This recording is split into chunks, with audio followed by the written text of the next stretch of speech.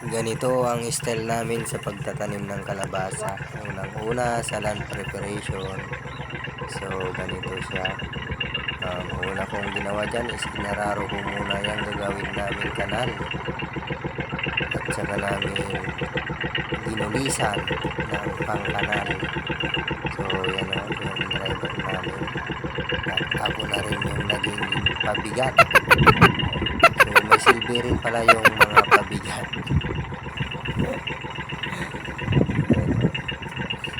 Kasi magaan.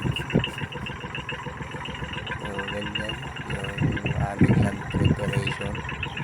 So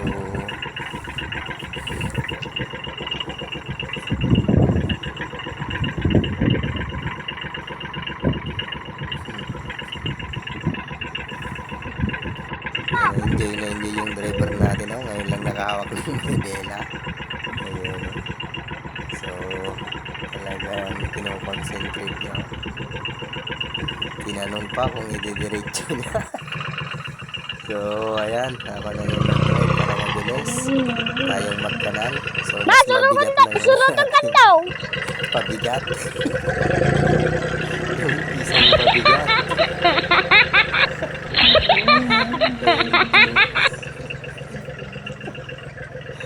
Ang bilis natin magkanal kasi mabigat yung ating pabigat.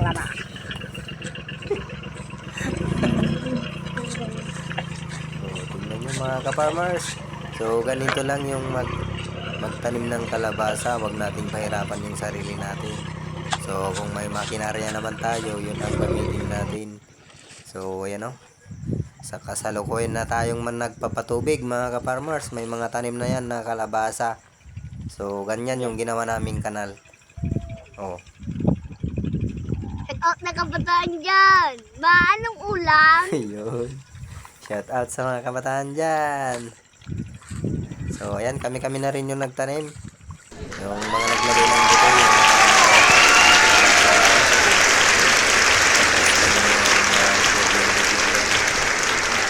Tapos pinaluwang namin yung kanal para mabilis yung tubig na dadaan, para mabilis tayong magpatubig.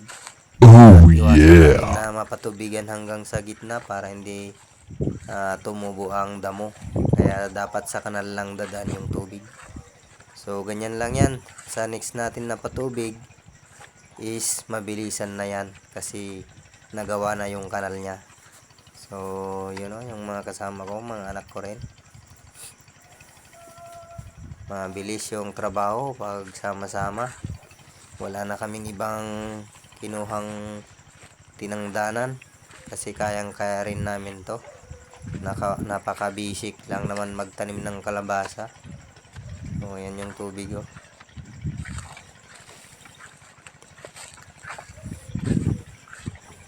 Sa mga ka-farmers na gustong magtanim ng kalabasa at gusto nyong gayahin ito, pwede nyo siyang gayahin. Ang importante yan mga ka-farmers, yung kanal natin is malalim para mabilis yung tubig na dadaan lang. Yun oh. So ito yung isang area lang muna. Bukas na yung isang area.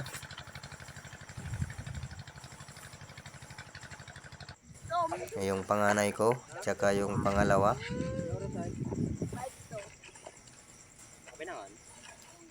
Yun oh. Kayang-kaya nilang yung trabaho, napakagan lang. At yung tito ko nandun oh, binabantayan din yung tubig. At ako tong supervisor, taga-check